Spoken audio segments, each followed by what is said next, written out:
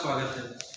आज हम पढ़ेंगे 12th फिजिक्स का 3rd चैप्टर, जिसका नाम है धारा वैद्युत, जिसको इंग्लिश में बोलते हैं करंट इलेक्ट्रिसिटी।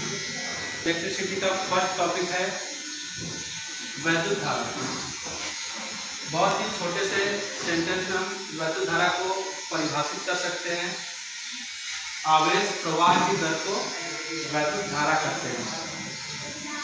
वैद्युत धारा को I से प्रदर्शित करते हैं और वैद्युत धारा का सूत्र क्या हो सकता है? फिर I = Q/T, जहाँ पे I आपका वैद्युत धारा है, Q आवेश है और T समय है।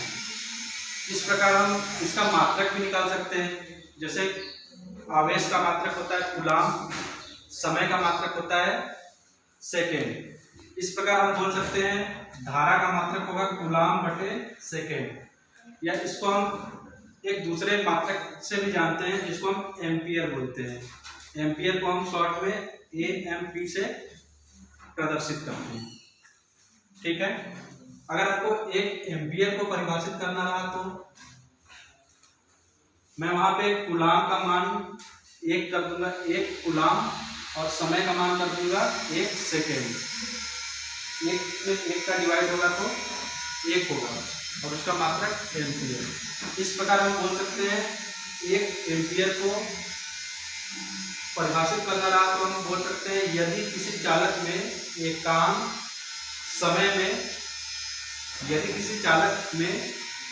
समय में 1 कूलाम आवेश प्रवाहित किया जाता है तो धारा का मान 1 एम्पियर होगा।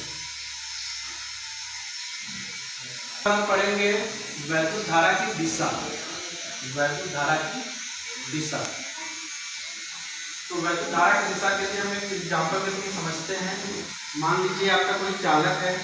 चालक मीन्स होता है जिसमें इलेक्ट्रिसिटी प्रवाहित होती है, जिसमें धारा प्रवाहित होती है। जैसे आप कोई तार वगैरह मान सकते हो, कोई वायर मान सकते हो। इसी प्रकार से हमने एक चालक लिया। चालक में अभी कोई भी बाहर से बैटरी प्रोवाइड नहीं किया गया है, तो चालक में इलेक्ट्रिसिटी प्रोवाइड क्यों होता है? क्योंकि उसमें इलेक्ट्रॉन होते हैं और इलेक्ट्रॉन गति करते हैं। तो जब मैं इसको बैटरी से जोड़ूंगा, बैटरी कनेक्ट करने के लिए एक कुंजी लगाया मैंने, कुंजी को मैं बंद करता हूँ। ठीक है। जैसे मैं कुंजी बंद करूंगा वैसे यहाँ पे धारा प्रवाहित होने लगेगी, जो I है। और इस चालक में इलेक्ट्रॉन्स होते हैं। इलेक्ट्रॉन ऋण आवेशित होता है और मेरा बैटरी का प्लस चार्ज ये है, इधर माइनस चार्ज है।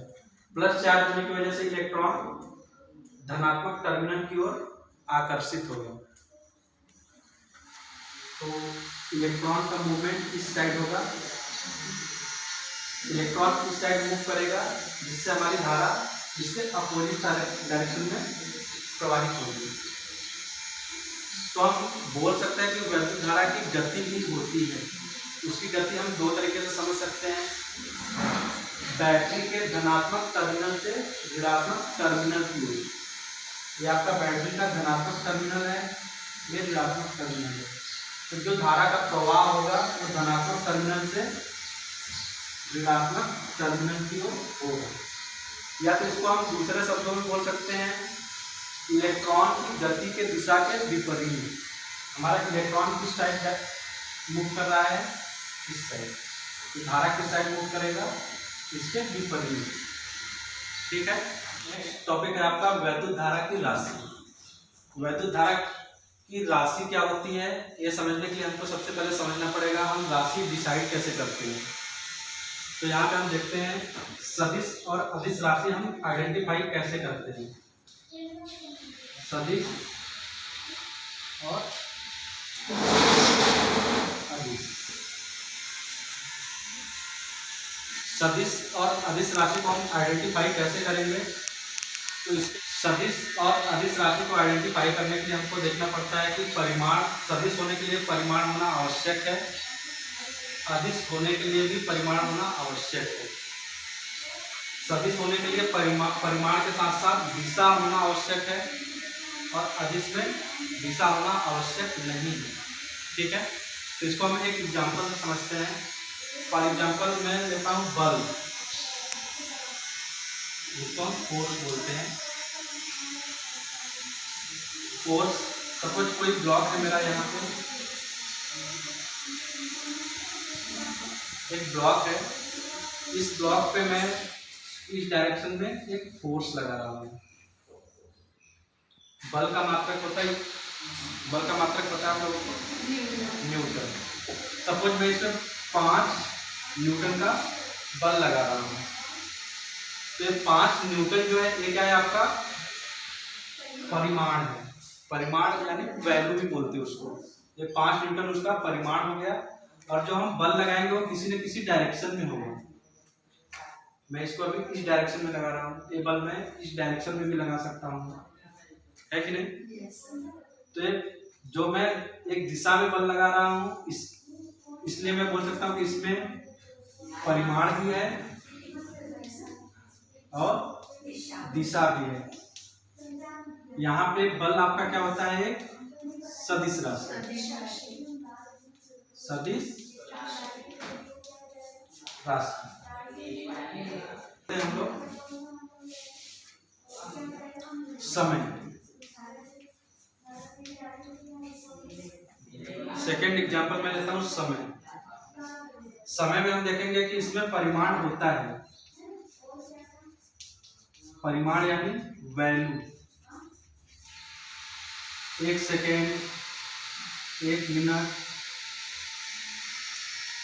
1 आवर, ये सब क्या है, इसके परिमाण है।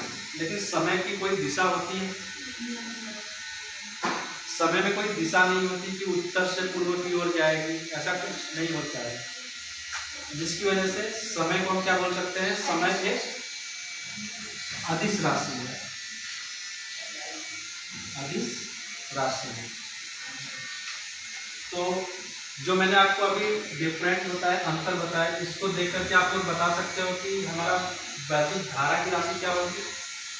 लगभग 99% बच्चे इसको देख करके, इस अंतर को देख करके वैद्युत धारा को बोल देते हैं कि एक सदिश राशि है। क्या बोलते हैं, सदिश राशि है, जो कि गलत है। सदिश राशि क्यों नहीं है, अभी हम देखेंगे वैद्युत धारा सदिश राशि क्यों नहीं है। तो इसमें एक और पॉइंट आता है, सदिश राशि होने के लिए एक कंडीशन और है आपका, सदिश योग के नियम का पालन करना चाहिए।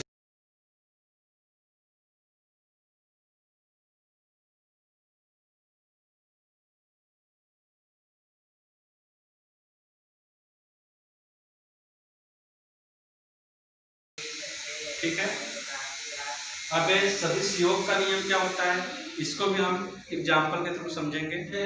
बल का एग्जाम्पल लेता हूँ। यहाँ पे एक ब्लॉक है, ब्लॉक पे 5 न्यूटन का बल इस डायरेक्शन में लगा रहा हूँ, और दूसरे साइड से भी मैं 5 न्यूटन का बल लगा रहा हूँ। सपोज ये डस्टर है, मैं इस पर 5 न्यूटन का बल इधर से लगाऊँ इस डायरेक्शन में, और 5 न्यूटन का बल इस डायरेक्शन में लगाऊँ, तो ये डस्टर मूव होगा? नहीं होगा। क्या होगा, 5 न्यूटन का बल इधर लगाऊंगा और 5 न्यूटन का बल इधर से लगाऊंगा, तो उसका नेट बल जो होगा वो क्या हो जाएगा, 0 हो जाएगा। ठीक है, तो हमने देखा कि जब दोनों विपरीत डायरेक्शन से हम सेम बल लगाते हैं, तो उसका नेट बल जो हो रहा है वो 0 हो जाता है। आप सभी लोगों ने अपने घर में कनेक्शन देखा होगा। मान लो कोई वायर है, एक वायर है, ये आपकी मेन वायर है, जो यहाँ से 2 डायरेक्शन में जाती है। ठीक है, यहाँ पे मैंने क्या किया, बल्ब लगाया, यहाँ पे भी बल्ब लगाया। ये क्या डायरेक्शन क्या होगी, अलग अलग होगी। जैसे यहाँ पे मेरा बल्ब में मैंने इस डायरेक्शन में लगाया था और इस डायरेक्शन में, एक इधर जा रहा था दूसरा इधर, तो यहाँ पे नेट क्या आ रहा था, नेट बल 0। उसी तरह से जब मैं यहाँ से करंट फ्लो करूँगा धारा को प्रवाहित करूंगा, मान लो यहाँ से मैंने 10 एम्पियर धारा प्रवाहित किया, इधर कितना चला जाएगा 5 एम्पियर, इधर कितना गया 5 एम्पियर। तो 5 एम्पियर इस डायरेक्शन में जा रहा है, 5 एम्पियर दूसरे डायरेक्शन में जा रहा है, अपोजिट डायरेक्शन में। तो क्या इसको 5 एम्पियर मिलकर के शून्य होगा। मैं यहाँ से स्विच ऑन करूंगा तो दोनों बल्ब जलेंगे, दोनों बल्ब जलेंगे। इसका मतलब क्या होगा, नेट वैद्युत धारा शून्य नहीं हुई। 5 एम्पियर इधर है, 5 एम्पियर इधर है, विपरीत डायरेक्शन के बावजूद भी इसका नेट क्या हो रहा है 10 एम्पियर ही है। इसका मतलब क्या होता है, ये सदिश योग के नियम का पालन नहीं करता है। जबकि हमने कंडीशन में पढ़ा कि सदिश राशि होने के लिए परिमाण होना आवश्यक है, दिशा होना आवश्यक है और सदिश योग के नियम का पालन करना भी आवश्यक है, जो कि वैद्युत धारा नहीं करती है। इसलिए वैद्युत धारा क्या होगी, एक अदिश राशि, अदिश राशि। हमारा नेक्स्ट टॉपिक है वैद्युत धारा के कारण। आपका नेक्स्ट टॉपिक है वैद्युत धारा के कारण। तो हम यहाँ पे देखेंगे वैद्युत धारा प्रवाहित होने के क्या कारण होते हैं। तो इसमें आपको एक एग्जाम्पल के थ्रू बताता हूँ। मान लो ये आपका एक चालक है, चालक में इलेक्ट्रॉन्स होते हैं, इलेक्ट्रॉन्स और प्रोटॉन्स होते हैं। चालक में बहुत सारे इलेक्ट्रॉन होते हैं, ठीक है। इसमें कुछ इलेक्ट्रॉन फ्री होते हैं और कुछ इलेक्ट्रॉन फ्री नहीं होते हैं। इसमें कुछ इलेक्ट्रॉन फ्री होते हैं और कुछ इलेक्ट्रॉन फ्री नहीं होते हैं। जब हम इसको बाहर से बैटरी से जोड़ते हैं,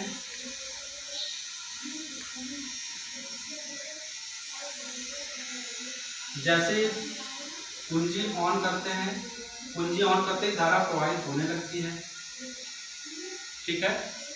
धारा प्रवाहित होती है जिसका मुख्य रीजन होता है इलेक्ट्रॉन। धारा प्रवाहित होती है इन द सेंस यहाँ पे आपका इलेक्ट्रॉन माइनस चार्ज होता है इलेक्ट्रॉन पे और एक प्लस चार्ज की ओर आकर्षित होते हैं, जिसकी वजह से इलेक्ट्रॉन का मूवमेंट इस साइड होता है। और हमने पढ़ा है कि वैद्युत धारा की दिशा कैसे हम देखते हैं। इलेक्ट्रॉन की दिशा के विपरीत होती है वैद्युत धारा की दिशा। इलेक्ट्रॉन जब इस साइड मूव करेगा तो इसके विपरीत हमारा धारा चलने लगेगा, ठीक है। तो इसका धारा प्रवाहित होने का मुख्य रीजन होता है मुक्त इलेक्ट्रॉन। इसमें हो सकता है कि ये इलेक्ट्रॉन मुक्त नहीं हो, किसी के साथ टाइटली कपल्ड हो या बंधा हुआ हो। तो चालक में धारा प्रवाहित होने का सबसे मुख्य रीजन है मुक्त इलेक्ट्रॉन। इस प्रकार से हमें इस चैप्टर में वैद्युत धारा क्या होती है, वैद्युत धारा की मात्रक क्या होती है, वैद्युत धारा की दिशा क्या होती है, वैद्युत धारा की राशि क्या होती है और इसको आप कैसे निकाल सकते हैं, और वैद्युत धारा के कारण क्या होते हैं, ये हमने कंप्लीट किया। ये आपका धारा वैद्युत का इंट्रोडक्शन पार्ट था। इसके बाद आपका स्टार्ट होगा अनुगमन वेग, जो आपका बहुत ही मेन टॉपिक है, जो हम अगले वीडियो में देखेंगे।